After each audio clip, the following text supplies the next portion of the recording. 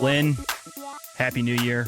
Josh and I are delighted to have you back on Blue Collar Bitcoin. Thanks for joining us.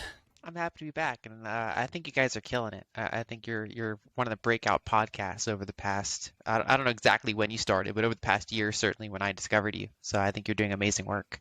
Wow. Thank you, Lynn. That's high praise. Dan, I think we both talked about this a little bit. We are really excited to have you, but also we're a little bit scared. Yeah. Because of your intellectual ability and doing a little research on you, your capability of violence, apparently, and as an MMA fighter, like, we are not only intimidated intellectually, but physically. So please be careful with us here. Like, yeah, as we were brainstorming this one, we're like, there's certain guests we get particularly giddy for. You're certainly on that list. And we were saying, you've been on before. We've interacted some with you this year. It's apparent you're kind, you're genuine, you're humble, you're chill. But having said that, you scare the shit out of us. I mean, and so just do us a favor here in the beginning, hold our hand, walk us through this, bring our heart rates down. Just Josh, don't wear us like sock puppets. Yeah, I feel like there's something about having you on, Lynn, that it's like, what's more intimidating, Josh, this or like responding to a structure fire blowing through the attic? I don't know. It's kind of the same definitely feeling. This, I think. Yeah. But yeah, Lynn, that's certainly not how I try to come. In all seriousness, we said it before we click record. Your work has had a really profound impact on us, more than just us spending time on it. It's hard to, we don't know where our brains end and your research begins. We've been inhaling your stuff so much. So seriously, if you're in the audience, you're not reading Lynn Alden, you're not subscribed, you need to be, because the signal's through the roof. Someone that's interested in Bitcoin, engaged in this community, but not trapped in groupthink. Last time you were here, you spent 7 to 10 minutes exploring viable risks, one of maybe the best segments we did in 2022, in our opinion. Maybe we'll do that again in this one. But we appreciate not only what you say, but the way you say it, and just the quantity of work you're putting out. Seriously, how do you do it? Do you have any tips, strategies through the years that have allowed you to be this productive intellectually and with your writing? I would kind of segment that into two parts. One is that if you like what you're doing, that's kind of the classic boring answer. If you like what you're doing, it doesn't feel like work, so you do it more. Right. And you do it productively. You don't just like slack off and look at the clock. You actually want to do as much as you can every day, and you wake up thinking, I want to do more today. So that's number one. Number two is that I did sacrifice some degree of work-life balance. I was just so engaged in it, and then it grew faster than I thought, so I kind of doubled down on it.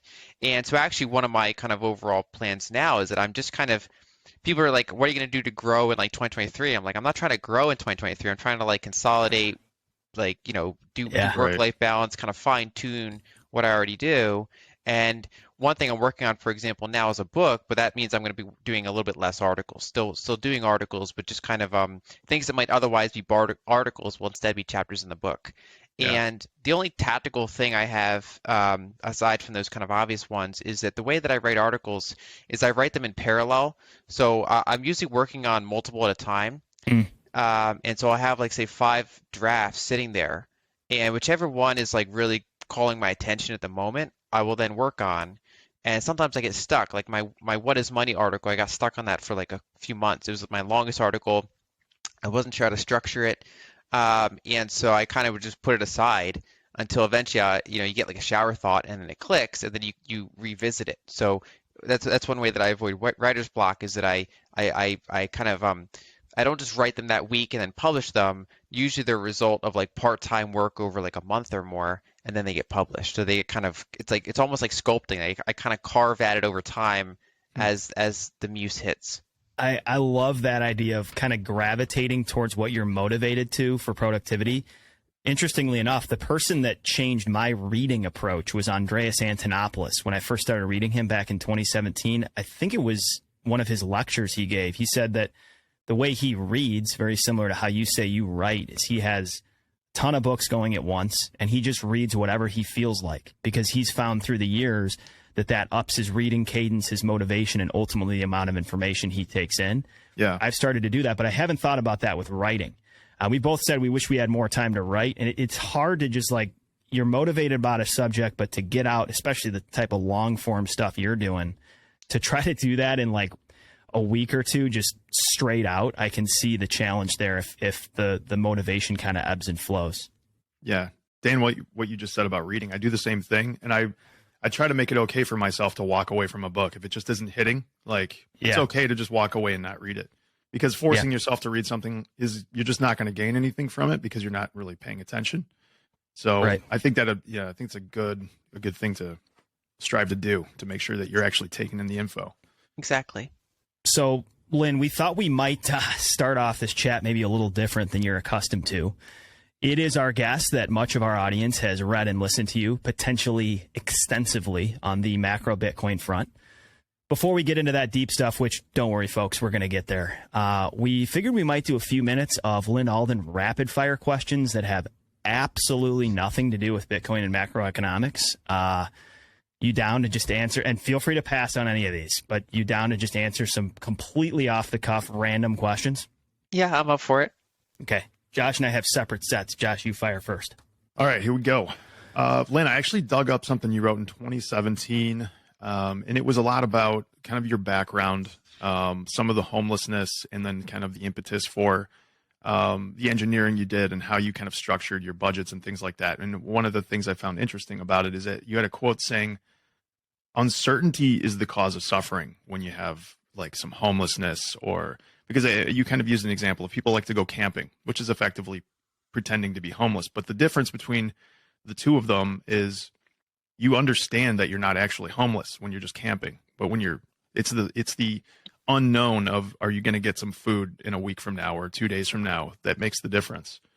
So what I'm wondering is the impetus for all of your writing and not prophesying about the future, not the word I want to use, but kind of predicting of the future and investing, kind of that trying to remove that cause of suffering, which is the unknown.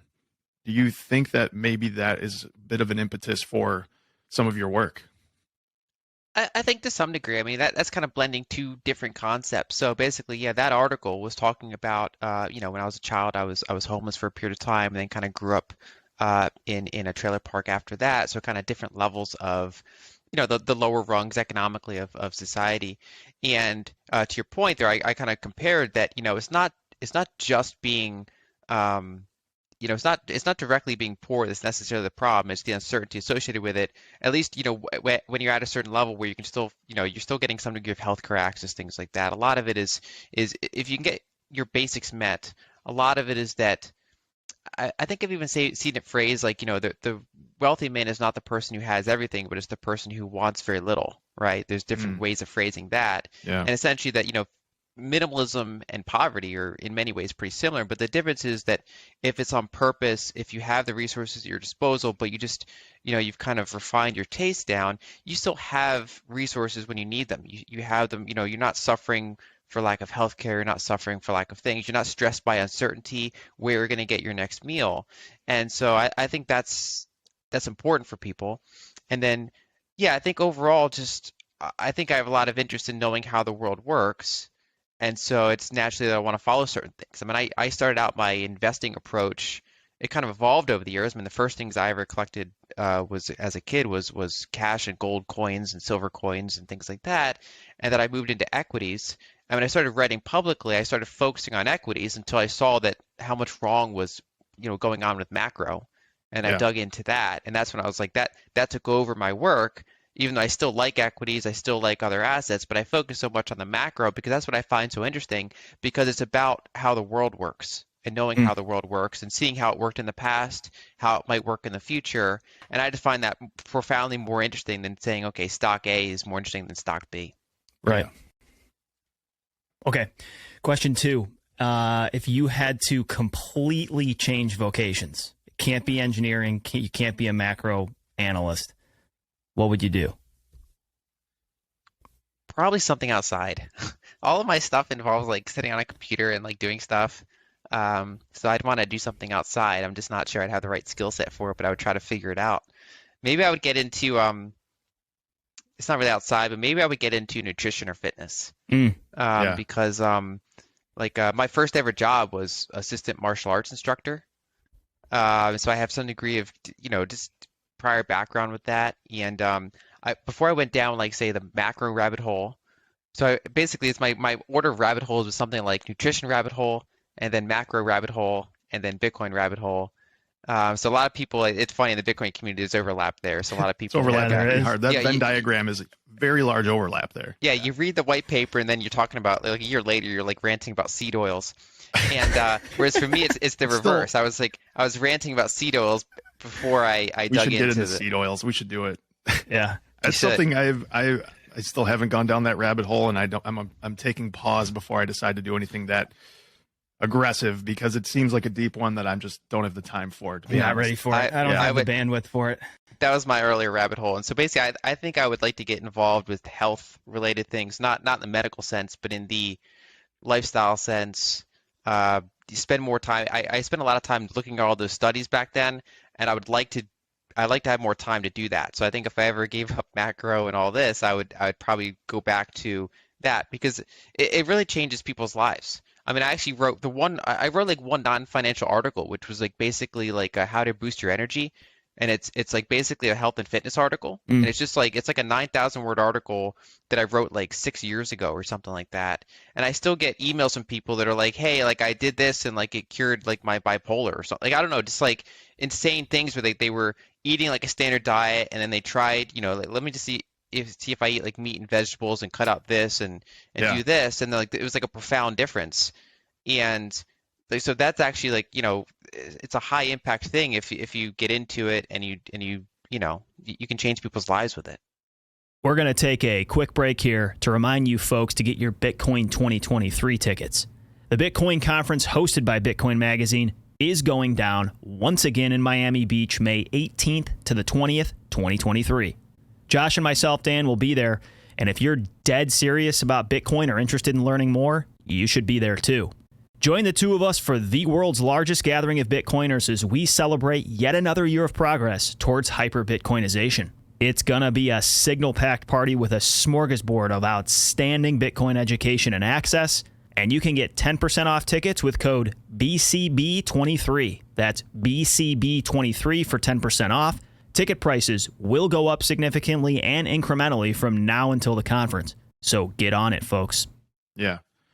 All right, I'll send off another one at you. So this is funny. In that same article, you talked about the art of practicing discomfort and how that's important. And I listen to Joe Rogan a lot, and he mentions the same thing. Like, he talks about how getting up in front of a group of people and trying to be a stand-up comic, there's so much stress, so much discomfort associated with that just doing it is healthy for people, because it makes everything else a lot less stressful when you've done that.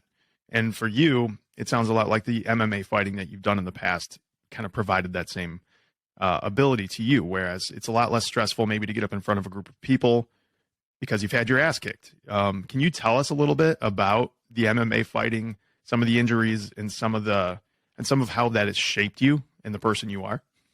Sure. So the reason I was homeless as a kid, I was with my mom and we were homeless together. And eventually I changed custody and went over to live with my father. And that's when I shifted from being homeless to being in a trailer park. And he was a police officer. That was his first career. And then he got into his second career was as an alcohol counselor. So helping people get over addictions. So he had two different kind of professions at the time. But anyway, I basically had like trouble focusing. It was just kind of, I was in a weird environment. Like I missed like part of school, like my school got disrupted. Like my kind of kindergarten and like early first grade got like disrupted. And so he thought that it'd be good to have like a disciplined environment. And then also it was a weird thing because he was a single father. At that point, he was almost 60, trying to raise this like kid that he has now. And he had to go to work and just like kind of leave me home when I was like young. And so like I'd go to the bus stop and there's like bullies there, and like, it was just not like, it's something that doesn't really happen today. It's like the opposite of helicopter parenting, but it was out of necessity. Yeah. And so he just, for a variety of reasons, put me in martial arts. And so, and I had no intrinsic talent at it. I mean, I wasn't just like a fish in water. Like I just kind of was like, I did other things. I did like soccer. Wasn't very good at that. That didn't really stick. But for whatever reason, martial arts, like I just did it every single week, almost without fail, for the next like 12 years. Like, and then after a few years, it was like every other day. And then at the peak, it was like 6 days a week or 5 days a week. And from there, basically, I got pretty competitive. I would do some tournaments. I would strive to get higher ranks. I eventually would change schools because I was in a small school, and even the instructor wasn't very like high ranked, and so I kind of shifted to I would drive a half an hour away to go to a larger school with like a master that can basically other instructors go to him to learn, and so I had to I kind of just had that for the whole path. But through it, I mean, I broke my thumb. Like my thumb still like makes like clicking noises. But the biggest injury I had was I broke my left knee. I fractured the femur right over the knee, and I was really lucky because I didn't. First, when I went to the doctor, they thought I had like torn ligaments, and it would have been surgery. Yeah. And they after they did all the scans, they were like, "Great news, your leg's broken." And I was like, "What do you mean?" And they're like, "Well, you pulled like everything, but you didn't break any ligaments. Oh yeah. And instead, you just have like a fracture." So they basically with a brace and things like that, I was able to heal pretty easily. But it still lingers a little bit. Sure. And then I just had, I had some head injuries and had some this things built up over time, but I think all of it was worth it. Yeah. How was the guy's face that you need? Was that pretty messy? Oh, that one, the way I broke my knee, it's funny. I was fighting someone who I fight all the time, but I just got kicked on the side of the knee and it gave out. But, yeah. Okay, here's my next one. If we asked your significant other what little thing about you irritates them the most, what would they say? One would probably just be workaholicism, going back to the prior question about work-life balance. I think another thing is that I'm so focused on the things that I miss a lot of details. So like I'm really not detail-oriented in a lot of things. Number 3 is like if I say something. That's hard to believe. But go on. Sorry to interrupt. We'll believe you. I'm detailed. I'm detailed in certain areas, but then it kind of like it consumes so much bandwidth that I end up not being detailed in others. I think a small thing is that like I'll say something and he'll be like, "What was that last part?" And like I don't know exactly what he didn't hear, so like I'll kind of repeat the last like 3 sentences, almost like clockwork. And he's like, "I didn't need the whole thing. I just need like the last half of the last sentence." And it's like for years, it's just like, because I don't know where he didn't hear it, and I always default to like repeating too much, and it drives him crazy. You know what? I'm similar in I am on paper very type A, and in a lot of people that meet me initially would never suppose that I can be a massive space cadet. Now, guys that work with me, I leave shit at the firehouse seriously every fucking duty day. I'm like, "Hey, can somebody find my water bottle or my toiletry bag or whatever?" But yet I'm a very organized person. It's like I resonate with what you said, where my energy is so focused in certain areas that I just completely gray out on the periphery and do all kinds of dumb shit. Yeah, we were all guilty of that for sure. But yeah, I'm nowhere near as organized. Dan and I kind of complement each other a bit in that way, because we're kind of polar opposites in a lot of ways. Josh is basically now my significant other. We both have wives, but we almost spend the same amount of time together as with our wives here. Yeah, there's a lot of jokes flying around about that between our wives, I think, too. So yeah, it gets uncomfortable. A couple more, and then we'll get into it. Josh, you go. I'll do one more, and then we'll get into the meat and potatoes. No, just one more comment I had about that piece. I thought was really good that you had written, Lynn, and something else that you had in that piece was that enjoyment in life is much more dependent on who you are with than what you can purchase. And I thought that was impactful. It's not even really a question. If you want to go on about that, you can, but I just think that is on its face obvious to people, but I don't think a lot of people really take that to heart and understand it. Like envy, I think, who was it? Charlie Munger said envy drives the world. Everyone's jealous or envious of whatever someone else has. And I think that for a lot of people is true. But if they realize that, it's about who you're with when you're on this vacation, not about where you're going type thing, it's a very impactful thing to truly understand. Yeah, I mean, I think people imagine vacations they had when they were kids, right? And it's like, they're often simple vacations. You went to the beach, you went camping, and Yeah. like they stick with you forever. You didn't go to like the Ritz-Carlton. Right. And so it's like I think the whole point of that part of the piece was that, it's not about like, luxury. It's not about like cars. It's not about things like that. Trying like, why do I focus so much on building wealth and talking about money and talking about equities and talking about assets and things like that? It's not so that people can then buy a bigger house or buy more cars. It's so they can be more secure, to understand what they own, and basically to have that security, right? So it's much more peace of mind to have time and to have resources to fix problems, Mm. then to live more simply and just more consciously, than to just try to consume more. Yeah. So true. Yeah, and it's a powerful theme coming from someone that spends their day job is studying micro markets and finance. We feel the same way.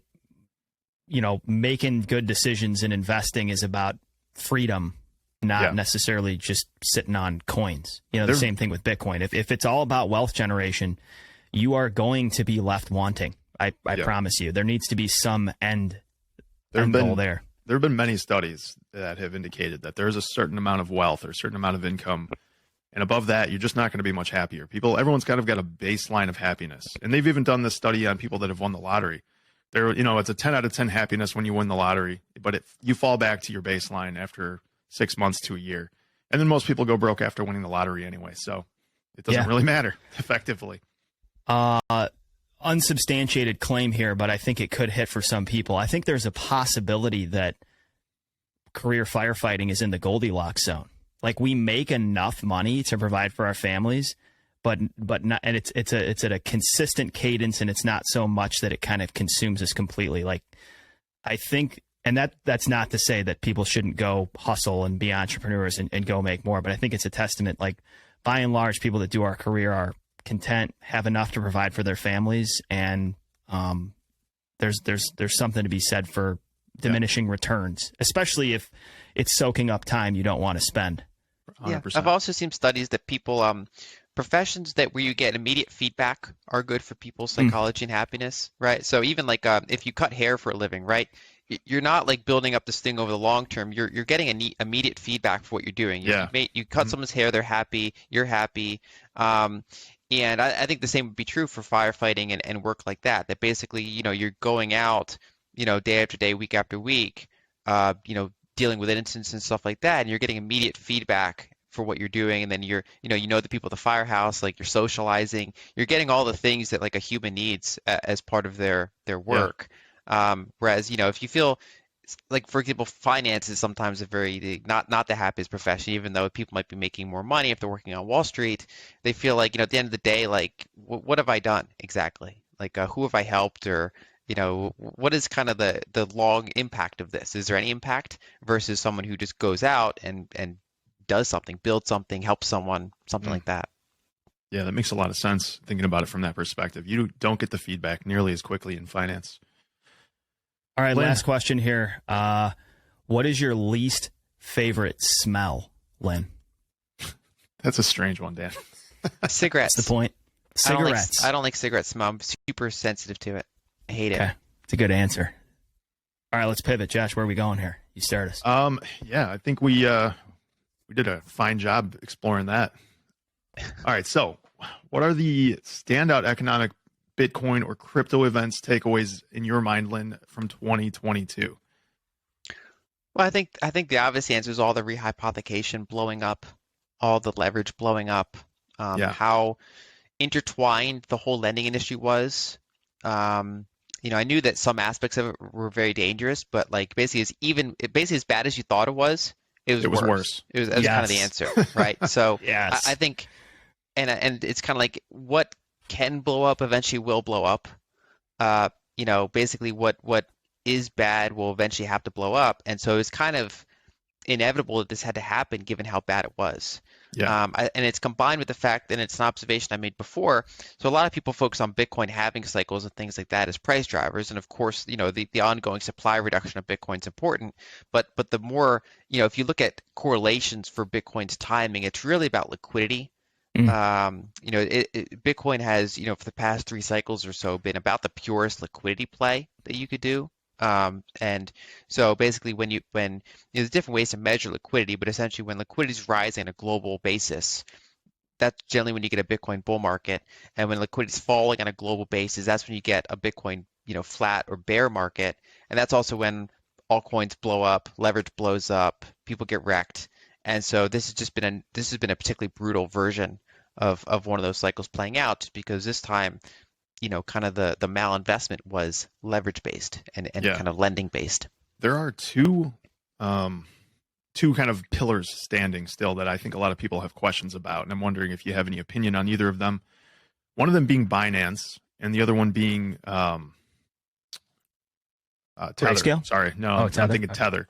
So between the two of them, do you have any opinions on if they have the ability to survive in the long term, or if there's possibly more question marks ready for those guys? Well, I don't think that you should trust almost any institution in the space. It's still a new space. It's a very volatile space. And I think a third one you have to add in there's a digital currency group, right? So the owner of we'll get to more of Grayscale, them Genesis. later too. And so I guess I would have questions about all of them to varying degrees, right? I do think that overall the Bitfinex Tether group is doing more interesting work. Basically that I do think that Tether's, there's always been questions around, how transparent can you make it? Is anything uncouth happening there? There've been, just explorations about their past, things like that. It goes back to the whole period where if you worked in crypto, it's very hard to interact with banks. And so you'd often have to you basically get pushed into the periphery. They've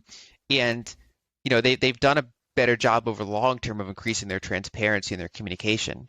I think there's still somewhere to go. Like they could, for example, list all the CUSIPs of the treasures they hold. That is kind of where the industry's going. But if you look at the other things that they do, or at least some of the same people involved in some of the same organizations, they're building really cool peer-to-peer technology. They're doing Keat, Hole Punch. They've done a lot of work in the space, and so I think they're the ones I'm most constructive on, even though I think there's no stable coin that you can just fully trust. It's always going to have some degree of counterparty risk, and so you should kind of do your own homework. For Binance, they claim to have no leverage, but there can be hidden sources of leverage. Some of the things they've done are somewhat sketchy, and the sheer size of it is concerning, and who it would impact is concerning if they were to fail in some way. Because, for example, you'd have a lot of people in developing countries have assets with them. A lot of times people use them as a neobank. They buy stable coins and they just hold them at Binance, or they speculate in cryptos, or they hold Bitcoin at Binance. And so, I think that's a concern. I think in some ways, they serve markets that are otherwise challenging to serve. That's what these offshore exchanges do. So if you use them appropriately, like if someone from a country says, that maybe doesn't have a local exchange, and they have trouble getting into, some other exchanges, it's like, well, go buy in Binance and take it in cold storage, right? And or one of the similar ones. And so I think those offshore exchanges serve a purpose. It's just you have to treat them for what they are. You have to be, cautious about them. And I think that there's nothing is unquestionable in the space. Everything should be questioned and tested and poked, and then and then you should try to trust minimize it by taking custody if you can. For sure. I think that's a great point, though, about we're thinking this through from a first world, really good financial infrastructure perspective, right? For a lot of people, the Binances of the world are their path to cold stored Bitcoin, right? And that just is what it is in terms of the access that they have. So throwing stones is a little more complicated when you zoom out on the global stage. Yeah. One thing before we get off this topic, I'm sure both of you guys saw yesterday. I forget the guy's name, but he is a Bitcoin developer who had some Bitcoin stolen out of a hot wallet on his computer. And CZ and Udi were both quick to jump on this and say, see, this is why you shouldn't be cold storing your Bitcoin, even though this clearly wasn't cold stored. And the guy, I mean, anyone can screw up. I don't know what all the details surrounding it are, but it's kind of interesting that these guys are jumping on the bandwagon to tell people you should keep all of your stuff with central, custodians because that's safer after we watched this last year unfold, which clearly, if you have the basic ability to just buy like a Trezor or a cold card, you can keep this stuff much safer yourself than it will be on one of these centralized exchanges. I just thought it was an interesting thing that CZ and Udi would jump on this right off the bat to say this is a terrible idea to cold store. Have you looked into that incident at all, Lynn? I have, just because it's curious. I'm not technical enough to know exactly what went wrong. I mean, even the core dev that it happened to says he doesn't know what went wrong yet. But it was clearly a very complicated setup. If he just had his funds in a cold card and then backed up by steel, I don't think it would have happened to him. So I think that there are safe ways of self-custody. It takes a little bit of time to learn and do it right. You want to test with small amounts. You want to make sure you have backups. So there's, you don't want to overcomplicate your setup because that's what can happen. You don't want to overthink it. You want to think it, but you don't want to overthink it. You want to you want to keep it simple, because everybody wants to optimize for what if attackers come at night and it's like, well, it's far more easy that you're gonna either screw it up yourself or that you're gonna get hacked somehow, and so you want to keep your setup straightforward. And if you do that, I think it can be quite safe. And I think that it's really cool to see that multi-sig is getting more and more easy to do. For sure. I do think, especially for large amounts, people should consider things like collaborative custody, where you hold the majority of the keys, they hold a key. It helps for estate planning, inheritance, things like that, where you're still not really trusting a third party, but you have some degree of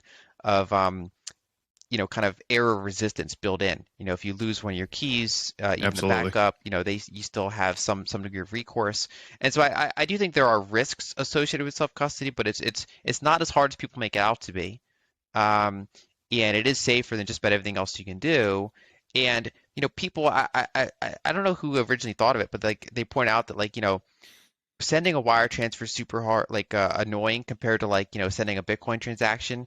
And the funniest example I saw was someone's checks, right? They're like, this technology is never going to catch on. You have to write the number, and then you have to write the number a second time, right, in English. And then it's who would use this technology? And of course, it was common technology, and now it's getting phased out.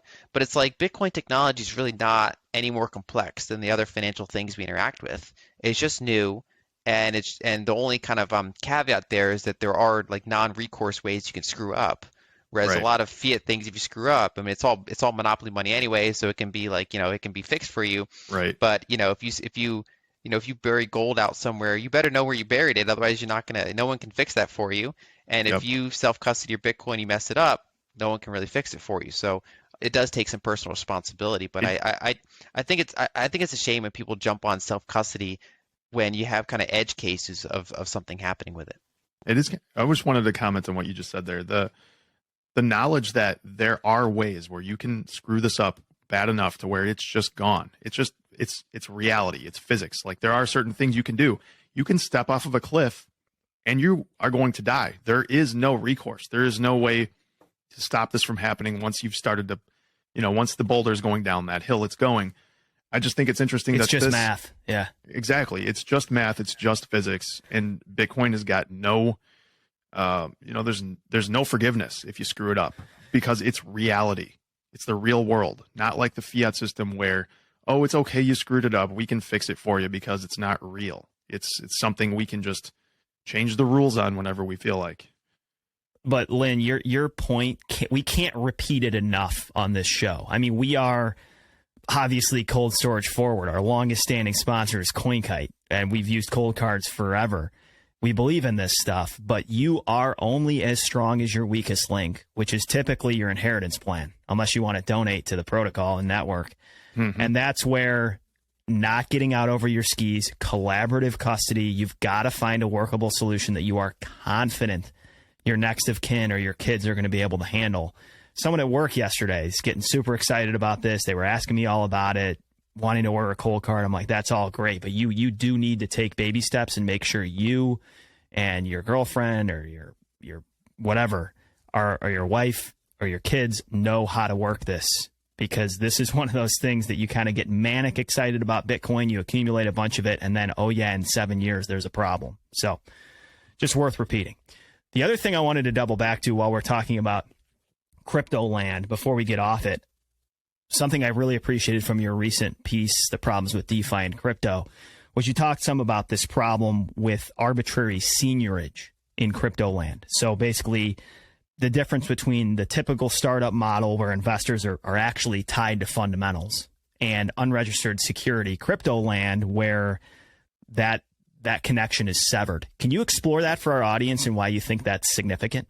Folks, Swan Bitcoin is the place we point friends, family, and fellow firefighters to buy Bitcoin. Swan is a secure, education-focused, Bitcoin-only on-ramp fit for novices all the way up to full-time financial professionals. Swan's exceedingly easy-to-use interface enables you to dollar-cost average daily, weekly, or monthly, as well as conduct instant smash buys. Withdrawals to cold storage are completely free and can be totally automated. Swan wants you to hold your own private keys, and support is one click or phone call away if you need help in that process. Additionally, check out Swan Premium. This gives members exclusive Bitcoin educational content, discounts on Bitcoin products and services, and privileged access to Swan events. Normally $20 a month, you can get Swan Premium for free for the first year at swan.com/premium, and it's free for firefighters at swan.com/fire.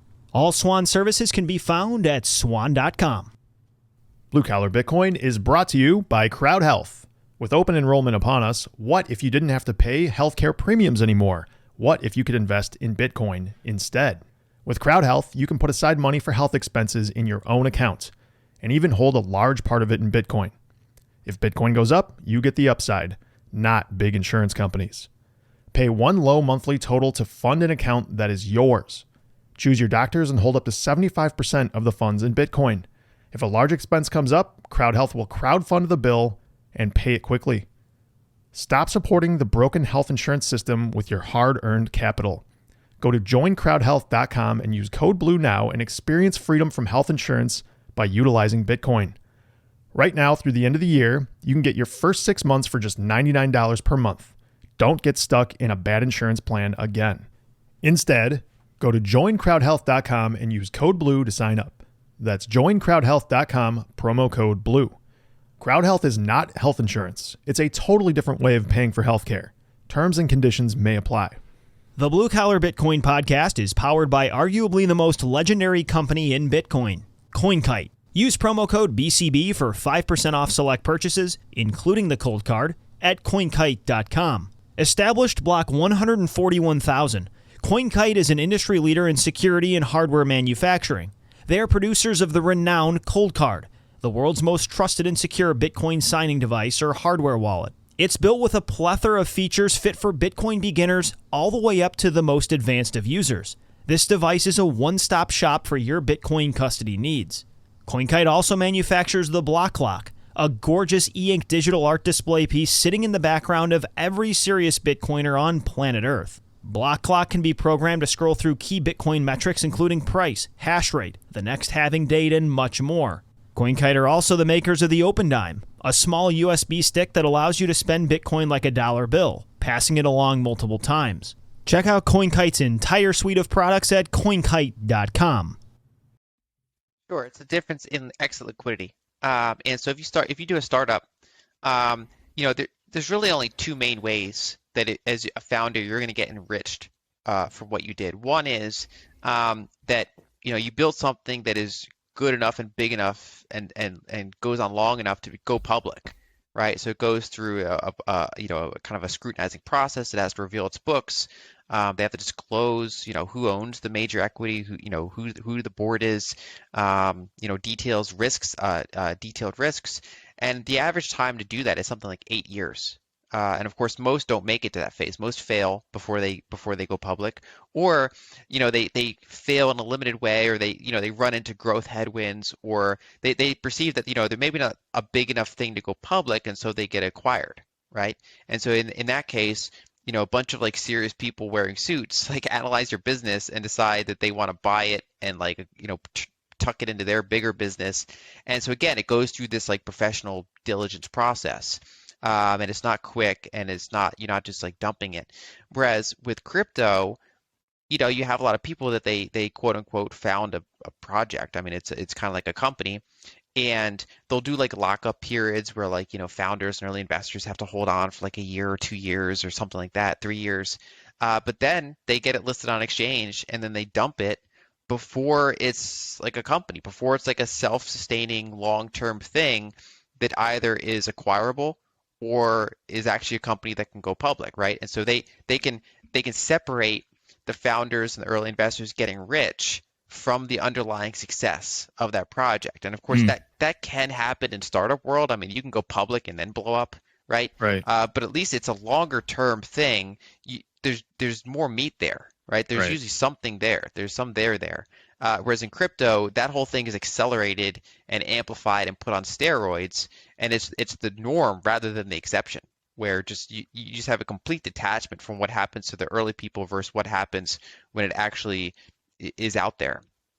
And seigniorage refers to essentially, in the broad scope, anytime there's money that someone can print that another person can't. If you're the printer, you have the power of seigniorage. Right. And if you go back to, for example, early commodity monies, the reason they worked is because everyone's kind of on the same page technically. No one can make more of it compared to someone else, or at least not by any meaningful degree. But if you, for example, if you have tribal technology and someone comes across the ocean with like, metal tools, and they can make more of the commodity money that you thought was rare, they essentially have seigniorage over you. They can print more of your money for a very low cost relative to its current market value, and they can screw you over. And until you realize that, you're going to get owned by them. The same thing obviously happens with fiat currency. That's where it's most often applied, where it doesn't cost anything to print a $100 bill. Essentially, it doesn't cost $100. But they can just keep creating more of these, and they're only kind of bound by their own laws and institutions and kind of checks and balances for how the money supply grows. Crypto's kind of the same way, right? Where basically they can do a pre-mine, they can create more of their token, and they can benefit, whereas other people can't. Whereas something like gold or something like Bitcoin, there's nobody who can cheat. That's kind of the whole point, that everybody makes it for the cost that it's made at. There's no handouts. There's no special treatment. It just is what it is. Yeah, it reminds me a little bit. I'm currently reading a book called The Price of Time. I think the author's Chancellor. I forget what his first name. It's phenomenal. I'm like a third of the way through, but he spends time in this book talking about the over proliferation of unicorn companies in low interest rate environments. Basically, the cost of capital gets broken. Yeah. People are in desperate search for yield, and so you get these growth companies that are just preposterously overvalued given their current fundamentals, and then end up not delivering. End up not delivering, and there's enormous capital destruction. It's like crypto's doing that. A lot of these crypto tokens and companies are doing that, but on steroids. Exactly. Yeah, they're doing it without any sort of safeguards, basically, and without effectively producing anything of value. Yeah. At least Uber's doing something. You know what I mean? Yeah. Yeah, the main issue with a lot of these Silicon Valley actual startups is not that their product was useless, but that it grew faster than it should have because they weren't pricing it properly, because instead they were able to fund their business by issuing more and more overvalued equity. Yeah. And so the artificiality there is not that the product was bad, but that it was not priced properly and not sustainable at that current rate. And so now, for example, you're seeing much higher Uber prices just because it has to start reflecting reality and stop losing money. Whereas in crypto, it's more detached. There's usually no there, and even the Steelman cases for what some of this could be used for, that's not really where the volume's coming from. It's coming from the speculation and the pump and dumps, and just kind of it's kind of the wild west of screwing retail over, essentially. Yeah, absolutely. Dan, unless you have anything else on that, I think we should go to some of Lynn's predictions for 2023 here. Let's do it. What are you thinking? I mean, there's a huge gamut of ways we could talk about this, but just from maybe a 30,000 foot view, Lynn, where do you see markets in general? You think the Fed is going to have to do anything significant this year, or can they stay on course? So I think it comes down to whether or not the U.S. enters recession or not, right? So we have a lot of indicators flashing recession, including the yield curve and others. But this is also an unusual environment compared to the last few decades. Yeah. And what makes it different is that you have a lot of money just still pouring into the private sector. Basically, the federal deficit, when you flip it upside down, is a surplus for the private sector. And it's funny because that'll often be described as a good thing by, say, MMT advocates. They're like, no, it's not a deficit, it's a surplus, depending on who you look at. But of course, when you look at through the lens of, say, inflation, that's not necessarily a good thing. That's part of how money creation happens through basically deficits. And so overall, we have a lot of tightening in the economy, and it really impacted the housing market the most. And I think it's going to keep rippling through it. It impacted housing. It also impacted tech, as we just talked about, because now that there's actually a cost of capital, some of these hyper growth companies are not hyper growth, and so they had to lay a lot of people off. And so I do think we're in a very slow growing economic environment. We're at risk of a recession. And then the issue there is that most people are looking at it like a traditional recession where like banks blow up and, just the economy gets crushed. Whereas I'm looking at a lot of the risks more in the public sector that, as the economy slows down, tax revenue starts to fall, right? So if you look at California, for example, they went from a massive surplus to a massive deficit practically overnight. Yeah. From 2021 compared to 2022 because, when asset prices are not continually rising, and former Fed Chairman Greenspan talked about this. He has a bunch of quotes out there that are like oddly like honest. Yeah. And like this is one of them. He's like when equities are not rising, not even going flat, but they're not just constantly rising, basically the tax revenue also starts to suffer because we're such a financialized economy. And so when you're running, a deficit's over $1 trillion, and then you're trying to tighten the economy and asset prices are like flat to down, that also means the tax revenue is going to struggle. And then you have to issue more treasuries because they're not going to cut spending. Especially in a kind of a gridlocked congressional environment. There's really no incentive to do that. And so basically they're kind of locked into this, and I think they're going to be locked into still pouring money in. So the Fed, is pouring money into the banks through the form of higher interest on reserves. The fiscal authority is still pouring money into the private sector.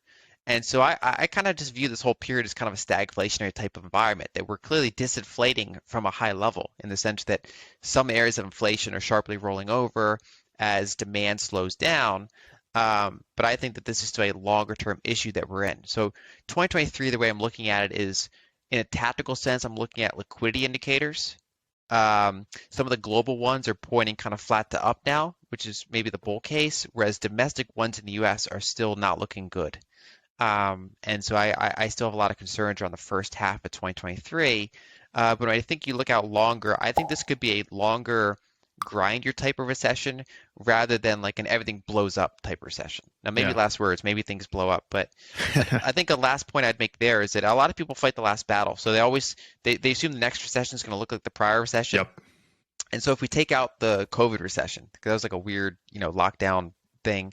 If you take out that one, the last recession was 2008 in the U.S. That whole, post-global financial crisis period.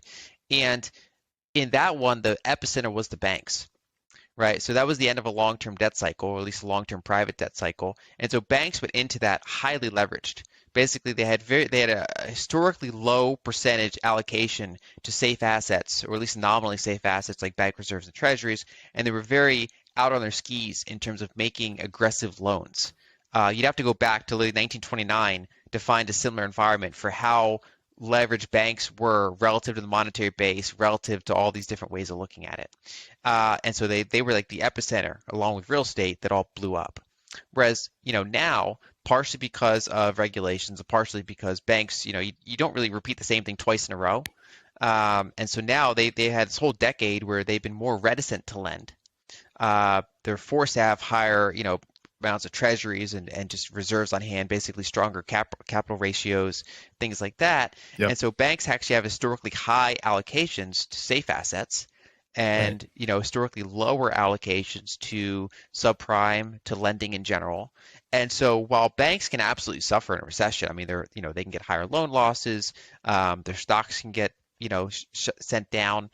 I don't view them as being the epicenter of the problem compared to how they were before. And instead, I view inflation, energy, and kind of runaway deficits as more the epicenter this time, which leads to a very different type of economic problems. It's not good, it's just different. Yeah. You mentioned Greenspan. I just wanted to touch on him for a second. If I'm not mistaken, his thesis in school was written about the gold standard. And he made a lot of comments prior to being a Fed chief and then, consequently after being, that were very different from the kinds of, verbal salad. And so that I think they actually made up the term Fed speak while he was chairman. So I just think it's kind of an interesting thing. I guess it's really the carrot that is placed in front of somebody. Like while you're the Fed chairman, you have to kind of act a certain way, even if you don't maybe truly believe that's the right way to act, just to make things move along. Kind of the way Dan and I always talk about, like, this is an incentive system built here that forces a lot of these people into a certain kind of a certain box that they have to operate in. It's interesting. Yeah. The other thing, one thing I appreciate about your work, Groman does this really well. A lot of people do, but is not missing the big picture for the small.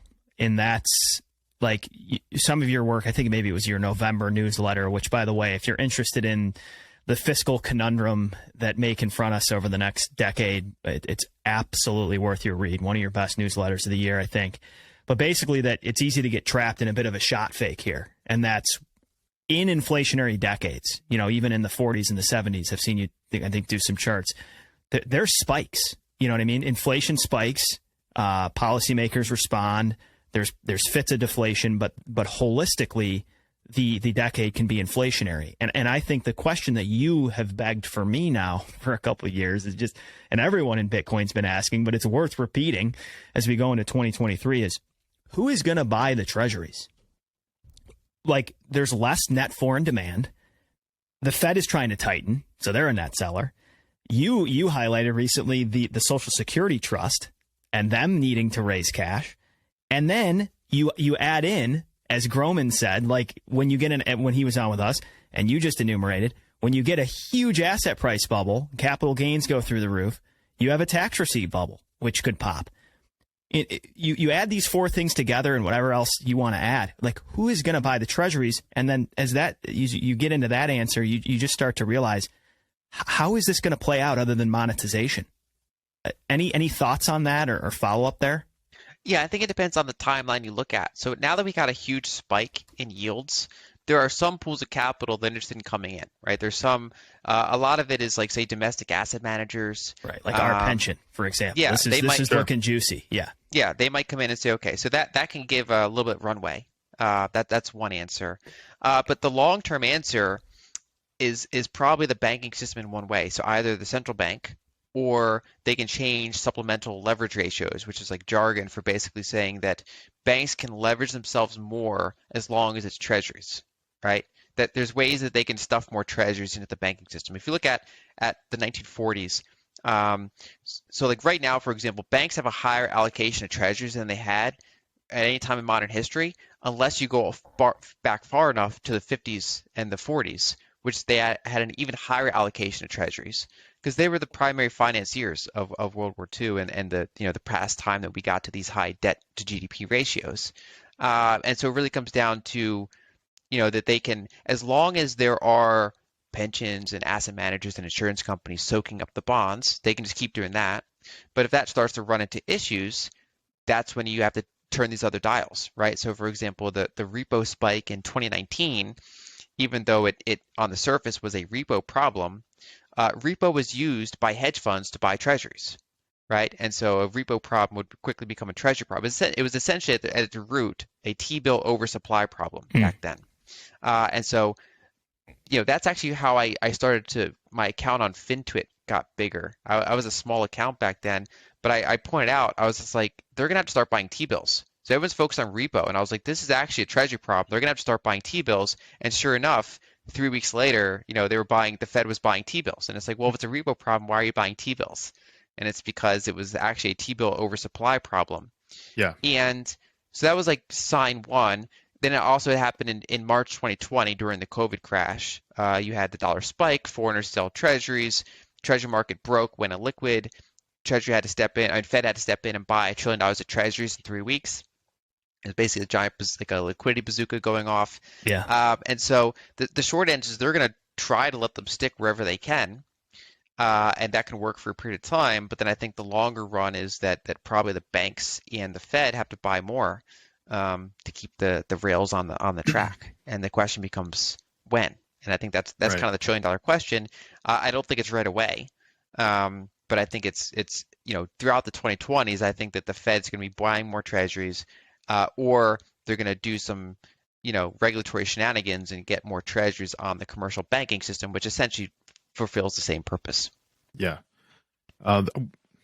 There's a lot of people maybe a year or two ago that thought interest rates couldn't rise to the level they're at now because they have to issue bonds and the government has to pay for that interest rate throughout periods of time.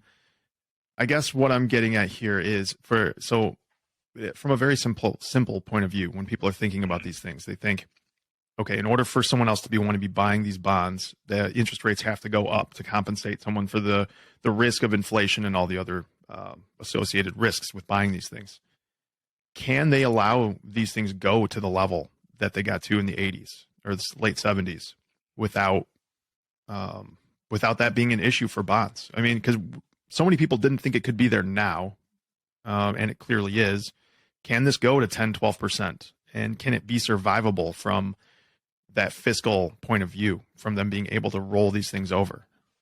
I mean, answer it both from the liquidity and the interest perspective, because you've mentioned those are two different things, maybe with two different time frames, but especially on the liquidity front, there's an urgency that can transpire that requires action today, right? Yeah, that's what happened with the repo spike and the March 2020 Treasury crash. Those were markets at the core of the system, and so when they broke, that's where you get like Fed emergency meetings on the weekend, and then they step in like Monday morning and like start trying to solve it, right? That's kind of the urgency with which they approach that, compared to how they approach breakages in credit markets, which they might respond to within weeks, versus breakages in the equity market that they can kind of ignore until it spills out into the other buckets. And so the way I've been phrasing it, back like a year ago when people were saying the Fed can't tighten, I kept trying to correct that and saying, okay, so I think they can't normalize, but they can tighten, which is a different way of phrasing it, which essentially that, the wheels are off the car. We're not getting back to an environment of structurally positive real yields, right? So that's what I was just going to ask you. When you say normalize, that means they have to be beating inflation with the interest they're paying on bonds on an ongoing basis, right? Okay. Not for a quarter, not for a year, but to say, okay, that was a crazy period. We're going to get back to normal now. We're going to get back to structurally positive real rates. I think that's what it's going to be very hard, if not impossible, to get back to. That would be far outside of my base case. If they can just normalize and get everything back in the box and just pretend this whole thing never happened, right?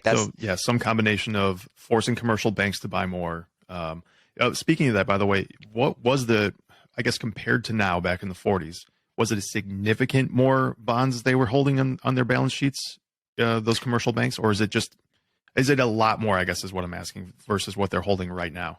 So it was moderately more. I don't have the numbers in front of me, but essentially, if you look at, say, 2008, which was like the low point, banks had, like a single digit percent, or like, 10% of their assets were treasuries, for example, some really low number.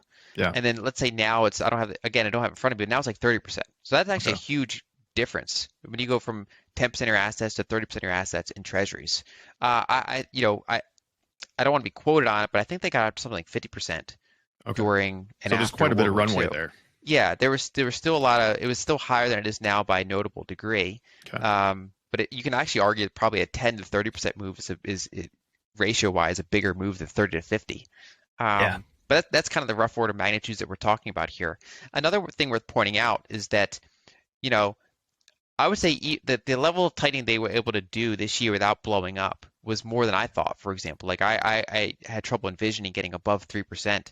But one thing is that if you do it fast enough, you can kind of do anything for a brief period of time, right? So most debt is fixed like rates. Wile E. Coyote hanging out over the cliff. The toxins take a while to enter the bloodstream. Exactly. And so, basically with most debt being fixed rate, if you just spike up to like 8% tomorrow, like sure, no one's going to blow up like on Monday, but it's like what happens week after week.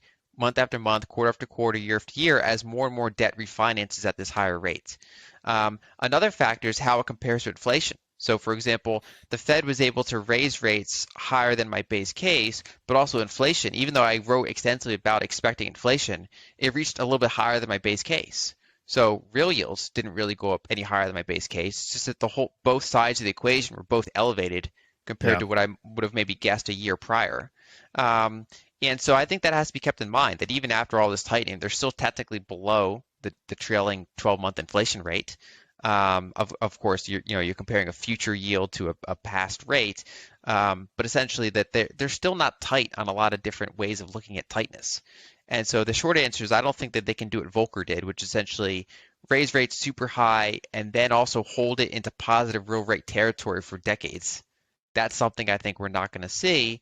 Whereas I think, of course, you can always have these Empire Strike Back moments where you try to get the wheels back on the cart, you tighten, you crush asset prices, you get to maybe briefly positive real rates, but then the economy can't really sustain itself in that environment. So I think that's kind of the balance that we're in. Yeah. Where I would describe it that I think we're in kind of flat up yields now, but that they're still going to, on average, be negative real yields.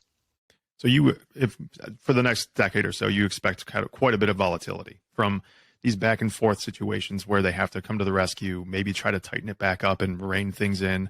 And do you think they're going to cause this whipsaw effect up and down quite a bit through the next 10 years? I think so. I think a lot of asset prices are probably going to have a choppy sideways decade. Yeah. If you look back at prior inflationary periods, whether there's high interest rates or low interest rates, they're usually choppy periods. So the 40s were very choppy periods for equities. The 70s were very choppy periods for equities. And I think that's likely to be the same for the 2020s, where the S&P 500 and the NASDAQ were over-owned going into this decade, and especially the first year or so when everyone was kind of locked at home. And that's a very expensive, over-owned set of assets. And I think that's going to kind of bleed out over the long term in this choppy pattern. And I think, so bonds, stocks, a lot of assets, a lot of, expensive real estate markets domestically and globally, I think are just going to have turbulence and kind of sideways choppy returns, especially in inflation adjusted terms. Right. And I think that's going to be the challenge for a lot of investors. And over time, then that compounds into problems for tax revenue. The cloud is just someone else's computer. Everything you do online is intermediated and permissioned. Your data is not yours. Opt out by running a private server and take back control over your digital life. Until now, running a private server has only been available to the technical and the wealthy. The team at Start9 has developed an operating system called Embassy OS that levels the playing field and makes it possible for everyone else.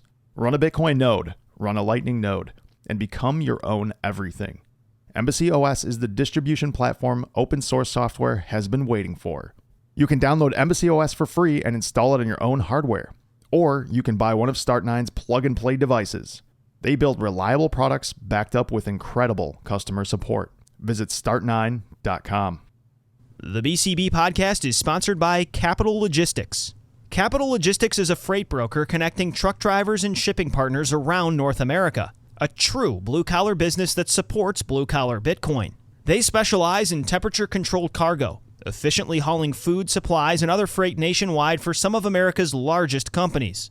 Capital Logistics is a firm believer that people and businesses should be able to save what they earn without having their purchasing power manipulated by the financial system, ravaged by inflation and currency debasement. As early adopters of innovative systems throughout their business, Capital's excess cash flow is put into Bitcoin every month. If you're someone that wants to work with a company that shares blue-collar values and an affinity for Bitcoin, reach out to Capital Logistics today. Find them online at capitallogisticsllc.com. That's capitallogisticsllc.com. Totally. Yeah.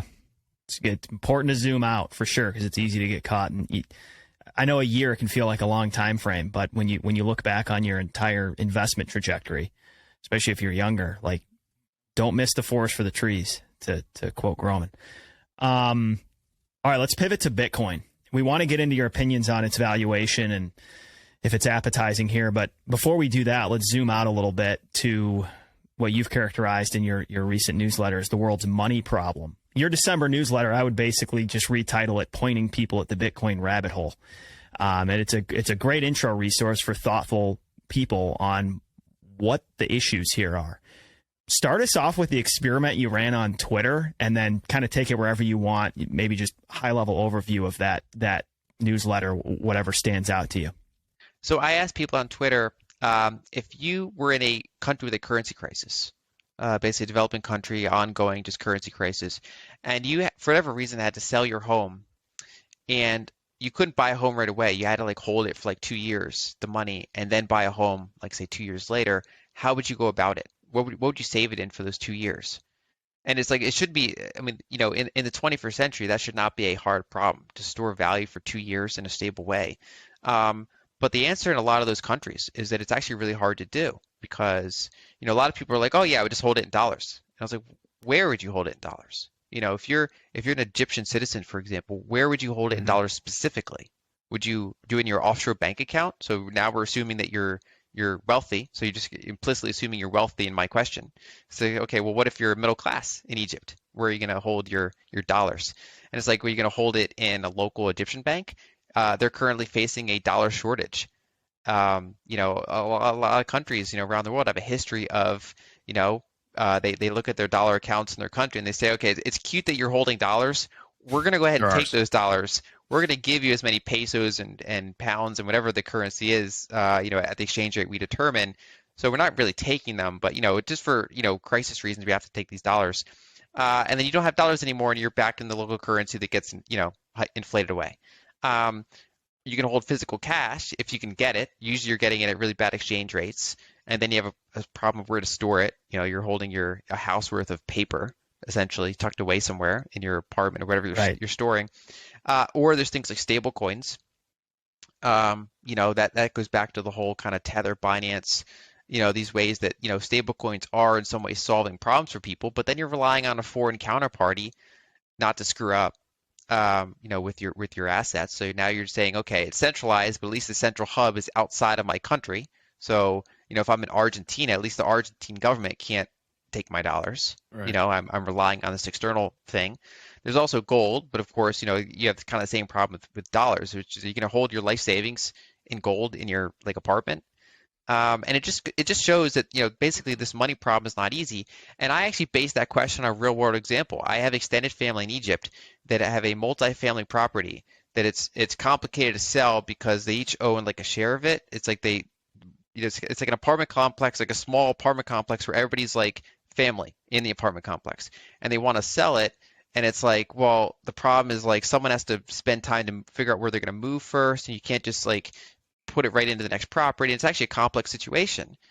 And it just and like, you know, they were like, well, we're going to store it in Egyptian bonds. I'm like, you're gonna do what?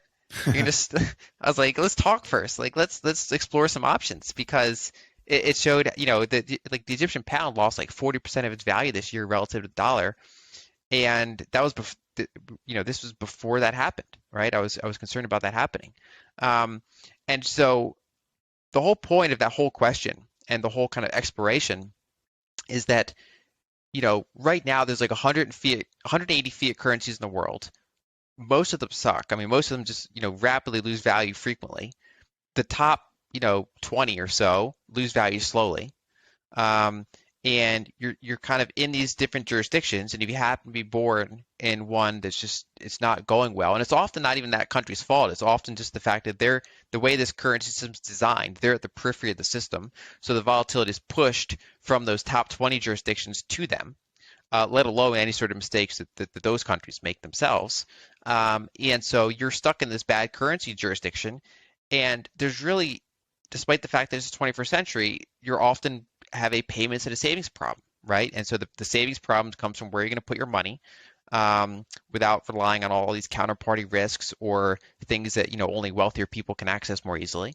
And then number two is that, you know, bank accounts can be frozen. You can face frictions when trying to move money overseas.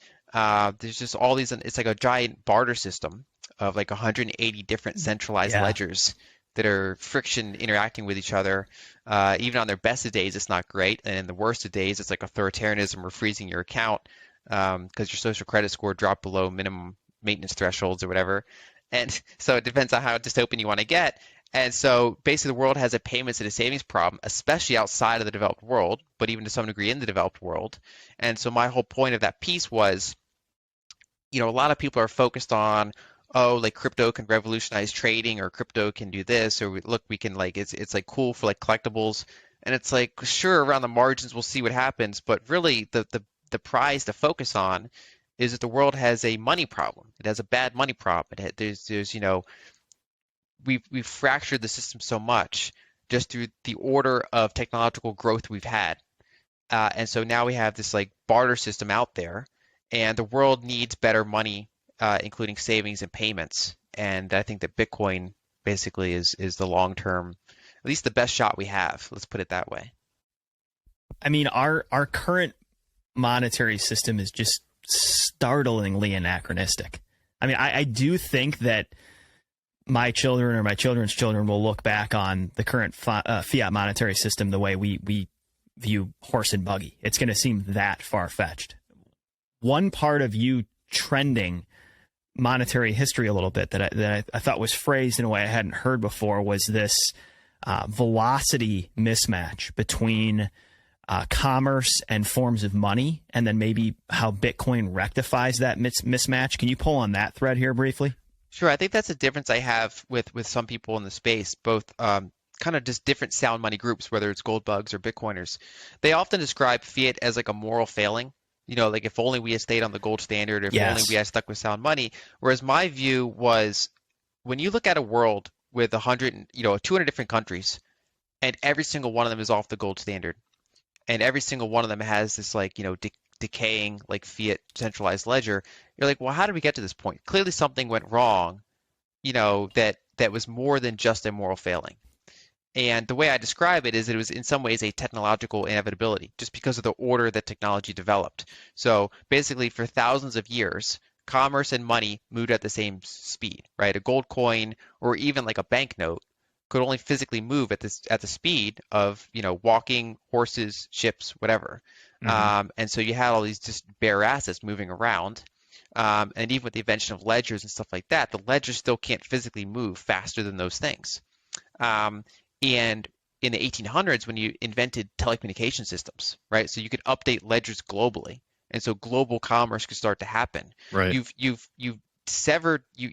radically increased the speed of commerce, while the speed of settlement with bare assets is still much, much slower.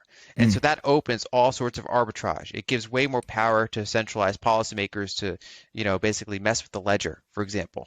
And it's a temptation that is like, it's there, and like everybody takes it, because even if you're the one that doesn't take it, probably someone's going to use the fact that you didn't take it against you. Exactly. And so it kind of just spreads like a virus.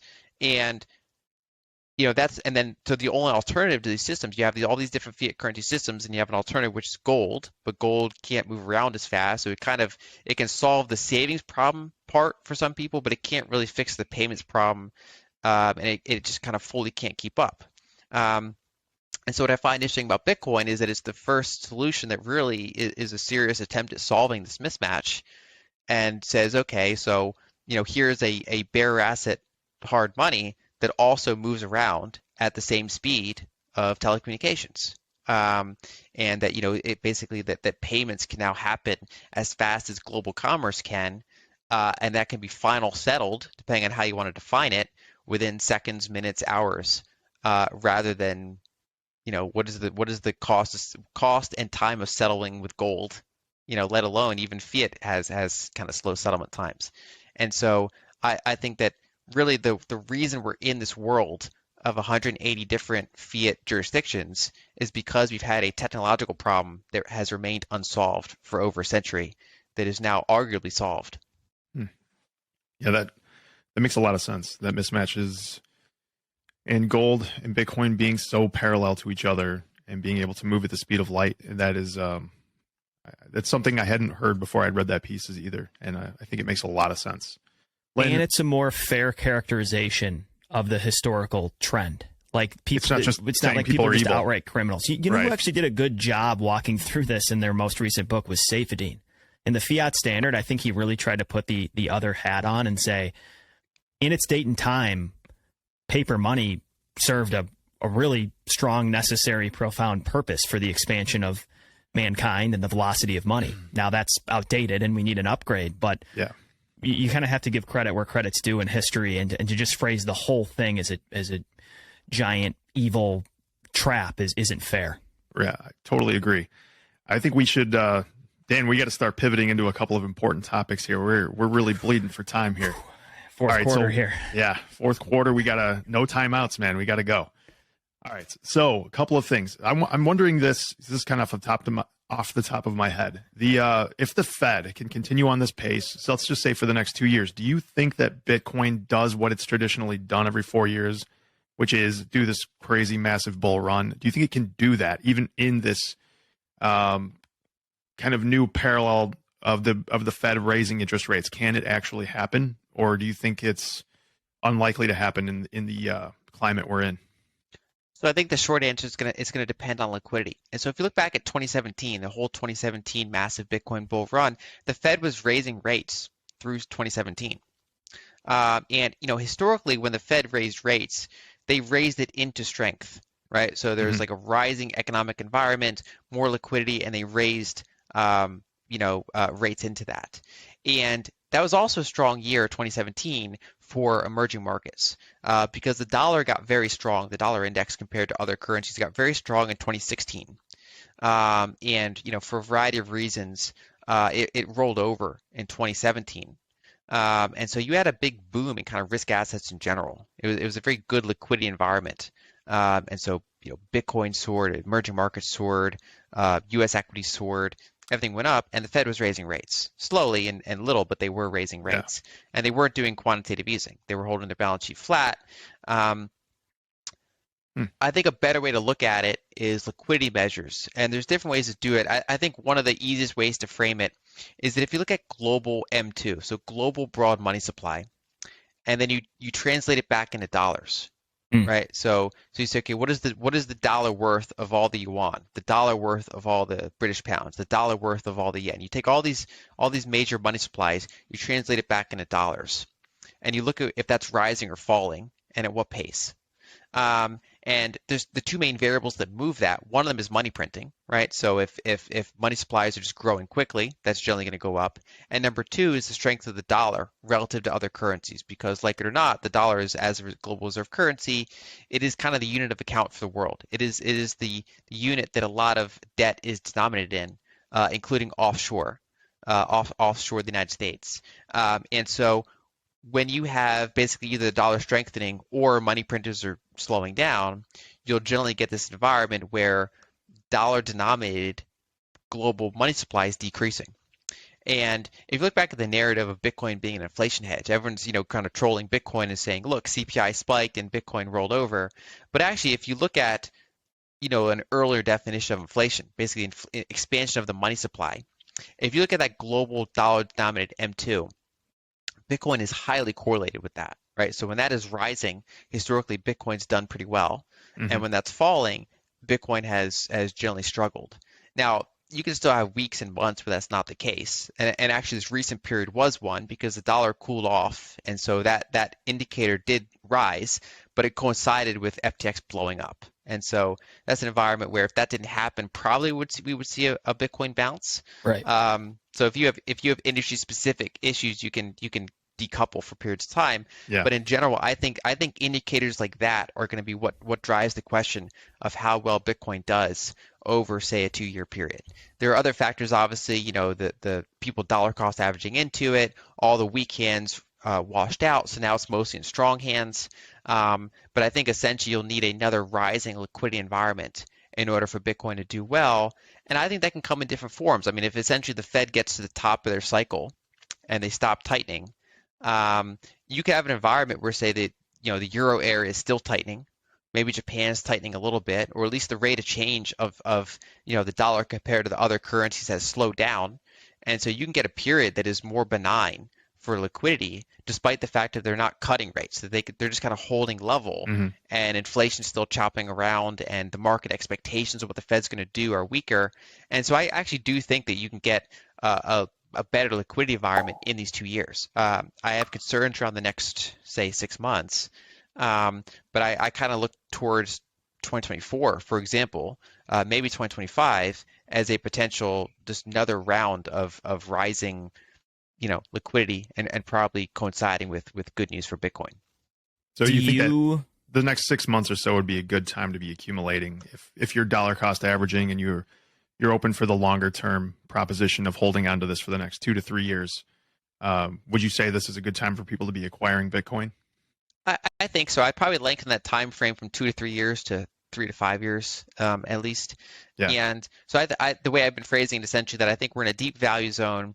I think it's very attractive here with like a 3 to 5 year view, but that I have no idea really what's going to happen in the next 6 months. I think there's still, it really depends on what centralized policymakers do in terms of, whether or not we have an acute liquidity crisis, what happens with China reopening and energy prices, and then how does Jerome Powell respond to that if it happens? There's all these kind of if or situations that could pop up that are hard to predict in advance. But I do think that, if you're bullish on the underlying reason for the asset to exist, which is kind of what we just covered in the prior portion of this talk, if you think it's the best solution for solving that problem, if you don't see any other better solutions, and if you think that it's still under-owned compared to its potential, which I would, for me at least personally, I would check off yes to all those boxes, that I think it is undervalued here, but that it's likely not going to, see another round of proper valuation until we get that better liquidity environment. Yeah, I think that's fair. It's just so hard to predict these bottoms. You're never going to catch the wick. Your chances of doing that are the same as winning the lottery, which is why I do find it funny. I've noticed a new trend on Twitter about people talking shit about dollar cost averaging. And it's like, to me, that reeks of being new at investing. Like when you think you've uncovered something with massive long-term perpetual upside, obviously the play is to free up your cash flow and average into it over time. But it's easy in a bear market to throw darts at the wall and say everybody's an idiot because they're all down. But that's how this works, especially in high volatility assets, which Bitcoin has been and surely will likely continue to be. Yep. I agree. I think that most people should not spend their time trading. There's like, if people are good at something, and if you happen to be the small percentage of people that are good at trading, sure. But you're, statistically speaking, you're probably not that. And if you're not that, it's better to focus on doing productive work, saving money, and dollar cost averaging into something. And the way that I would focus on managing risk is to tell people that, okay, you like Bitcoin, you don't have to put your net worth in Bitcoin. You can decide, I want to put X percentage into Bitcoin. Or let's say out of let's say I save X, dollars per month. What percentage of that do I want a dollar cost average into Bitcoin?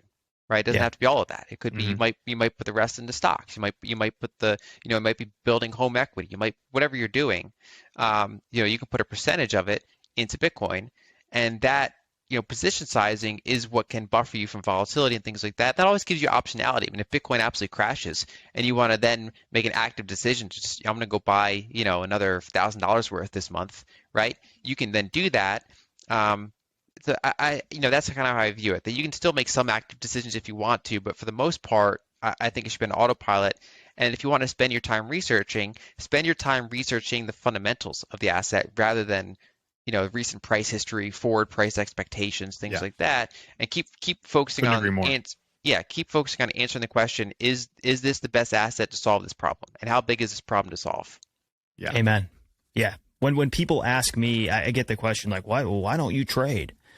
Well, my first answer is I'm not smart enough. But my second answer is, for me to even begin to feel comfortable, I'd probably need to be doing it full time, 40 hours a week. I don't have nearly that amount of time to dedicate to it. I'm not smart enough. If you're a firefighter, you're probably not either. So hang it up, find assets with strong fundamentals, and free up your cash flow. It's not even just not about being smart enough. Like, do you have a Bloomberg terminal? Do you have all the information, all the data? Like, you just, it's just too much, man. I also think it's more productive to be a firefighter. I think that, trading, I obviously have a lot of friends that are traders, but essentially you're shuffling around pieces of other people's work, right? So if you're trading equities, if you're trading bonds, if you're trading commodities, whatever you're trading, basically other people are building stuff and you're just trading around between each other, and you're scooping off, if you're successful, you're scooping off a little bit of that for yourself. Yeah. And of course, on a small degree, it's important. I mean, markets need liquidity. There needs to be market makers. This is, around the margins, it's an honorable profession. But when there's too much of it, it's parasitic. Whereas I think for the vast majority of people, unless you're a market maker, unless you're, really a professional trader, that's actually, an important part of the system, it's better for you to go out, do something, build something, help someone, do something that is rewarding to yourself and others, and then save and leave trading to people that are, professional traders. That's, they are providing that important liquidity that the market needs. Hey, Lynn, one thing that I think Dan and I both really want to hear. So we've established that you think Bitcoin's a good price right now. And so we want to move on to the digital asset group here a bit and talk about GBTC. So we don't own any, obviously, Lynn. Yeah, we're just curious for the audience. We just want to know for the audience. We don't have any. We're not worried about it at all. What are your thoughts on it? Because I even looked at it recently in the last couple of days, but I think the discount was like 50% to NAV. So for anyone listening, that means it's 50%. It's basically worth 50% of what the actual underlying Bitcoin is worth. So on paper, it seems like a great deal. There's also the 2% fee to consider. You have to pay 2% of the fund's value per year to that group for running this trust. And it's gotten, this thing has swung wildly from huge premium to now huge negative under NAV. What are your thoughts on it in general? Do you think it's a good purchase at this point if you have no alternatives for, say, a retirement account that you want to have some little bit of exposure to Bitcoin in? So I think whenever possible, people should buy actual Bitcoin. Agreed. I think that's the way to do it. It's much better risk reward overall, especially when you self-custody it or collaborative custody it. For Grayscale, so if you look at most closed-end trusts, right? So they're different than ETFs. An ETF, the reason it almost always trades at NAV, unless there's a massive liquidity crisis like in March 2020 where it can dislocate for a couple days. ETFs generally trade right at NAV because they can be redeemed or created on the spot. And so anytime it deviates from NAV, someone can come in and arbitrage that. And that's, again, the purpose of like a professional trader. They can come in and they can analyze that and they can arbitrage that. A closed-end fund, which is a vehicle that goes back a long time and Grayscale is similar to, you basically have a collection of stocks in a bucket, and the market can't create and redeem shares of that bucket. Only the people running that fund can. And traditionally, closed-end funds trade at a discount to NAV more often than not, unless there's some sort of spectacular thing that everybody needs to own that's kind of killing it. Like if say Warren Buffett were running one of these or something like that, maybe it would trade at a premium, but usually they trade at a discount, and often it's offsetting the fees. So if they have like a 1% annual fee, they might trade at a 10% discount to NAV, and essentially you're factoring out 10 years worth of fees. Right. And so about 10% is usually the right number for a closed-end fund. And obviously, if that asset type is out of favor, it might dip down to 20%. If that asset's really in favor, it might be only negative 5%. It might go into a premium. And that's kind of the traditional closed-end fund world. And for Bitcoin, for GBTC, because it has a 2% discount, and because you're taking on the counterparty risk, I mean, probably really, if you're comparing it to other closed-end funds, probably around 20% discount to NAV makes sense. If it starts going way, way, way below that, which it has now, it implies something's wrong. Either it's deeply undervalued, or the market is concerned about their solvency, or they don't think it can be arbitraged anytime soon. Because, for example, a normal closed-end fund, the reason it really shouldn't go much below 20% is because eventually the asset manager says, you know what, we're going to buy back some of our own shares. We're going to arbitrage this ourselves to some degree and get this back up a little bit. Whereas Grayscale, the way it's currently written, it's really hard to do that. And it's not really in, Grayscale's interest to do it either.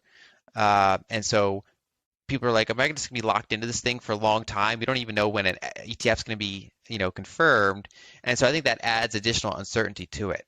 Right. And so there's no answer for how long this could go on or how deep it could go, especially if you have some tail risks of these days they're not even really big tail risks. They're just like actual risks of bankruptcy and then going through that whole process to eventually get that, liquidated or sold to some other asset manager where you could then be locked into it with like a illiquidity discount, right? So, things that are liquid should trade at a premium to things that are illiquid if they're the same asset, essentially. Right. And so the short answer is that I would not go out and buy it for the arbitrage.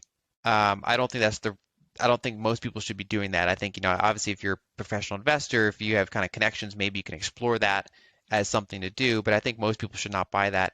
I do hold a little bit in brokerage accounts, and it's when you're confined to an area where you want to have Bitcoin exposure there, but you can't own Bitcoin in that environment. What are some of the proxies? And unfortunately, we don't have very good proxies. GBTC has historically been one of the better proxies, but you obviously have the huge premium or discount thing. You can buy MicroStrategy, but then you're buying it with some degree of leverage, right? So you're buying an operating company. The advantage is that you're not paying a fee. You actually have a positive carry, arguably, because you're buying a profitable company that has a lot of Bitcoin, but then you're taking on that leverage risk. So it's a little bit different risk reward profile. And then you have futures-based ETFs, which are kind of a sloppy way to do it unless you're just doing it for a trade. And so there's really not that many good ways to get it in an account. So I would say that whenever possible, try to buy real Bitcoin. And if you're going to buy one of these proxies, I would just say do it with a smaller allocation. Factor in the possibility of tail risk or long delays or restructurings or just taking years to correct itself. I do think there's risks there. Don't wreck your entire Roth IRA on GBTC for those in our earning band that are listening. All right, we'll maybe keep you a minute or two past the bell. I want to end this way. In true blue-collar Bitcoin fashion, talk bullish for an hour and then scare the pants off of some people in the audience. We did more of this last episode. We could probably do a whole episode with you in the future, and maybe we'll do it. I think you said you're actually working on an article on viable risks, but pick one right now. Viable risk for the Bitcoin protocol or network that you think is most prominent and has the highest likelihood of potential to play out. I'll pick two. So one is I think that there's kind of a war on privacy and self-custody happening, at least an attempted war. And so I think it's unlikely that, say, in some of these Western countries that they're going to say you can't own Bitcoin. But there's a higher likelihood that they say you can't own Bitcoin yourself, or it's too private, you can't own, things like that. There's been bills proposed. Now, luckily, Senator Warren does not have a very high ratio of getting bills through, right? So the bill she proposed, which is actually it probably would have all sorts of First Amendment challenges to it, but the bill that they proposed that kind of it goes against wallet developers. It goes against anyone who would write code that is good for anonymization. That's unlikely to be passed. But there is kind of both in Europe and the United States and elsewhere, clearly interest in policymakers against going after self-custodial money, anonymous money, private money, just privacy in general, things like that. There's more and more clamp down on they want to surveil everything and they want to be able to freeze stuff. And so I do think that's going to be an ongoing challenge this decade, is that a number of jurisdictions are not going to want you to easily self-custody and move around, especially if there's more and more better privacy techniques, right? I think that those are still improving over time. And so as those become more and more viable, that threatens some of these policymakers more. So I think that's a risk to be aware of, that, there's a difference between saying you can't own Bitcoin versus just putting all sorts of owners things on you. I was talking to Joseph Wang the other day. He used to work at the Fed. People should follow him on Twitter. It's like Fed Guy. Fed Guy 12, I think. Something like that. Yeah. So we'll link it if we got he's that great. wrong. So he pointed out, he's like these 86,000 IRS auditors that they're adding on. He thinks that they're gonna purposely audit Bitcoiners more. That you're gonna be randomly selected for audit more if you check the box saying you hold cryptocurrency, right? So it basically adds a cost, adds a friction, makes your life harder if he's right? And I wouldn't be surprised, that basically if people check that box, this, especially because it's just I think the question is do you own cryptocurrency? And so they're going to be like, oh, this person probably traded DeFi and didn't report all these capital gains and or losses. They probably didn't report their trades, and they can just go in there and just kind of wreck them. So I think you have to be prepared for audits. You have to be prepared for frictions. There's going to be bills that try to challenge things. So I think that's just a risk and a friction to be aware of. I think number two is that things could take longer to play out than people suspect, because anytime there's a rise in the liquidity environment, there's going to be charlatans coming out or even some well-meaning people coming out and saying, hey, I made this new coin and it's a hype cycle, and capital flows into that, because the whole point of this asset is that it's open source, so anyone can create their own shitcoin version of it.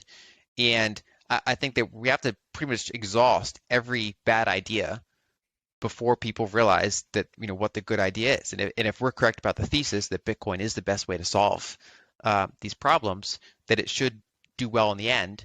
But I think that it's going to take quite a while. And there's kind of centralized ways that that certain assets can be deflationary. Certain assets can be, that they can kind of replicate hard money for a period of time.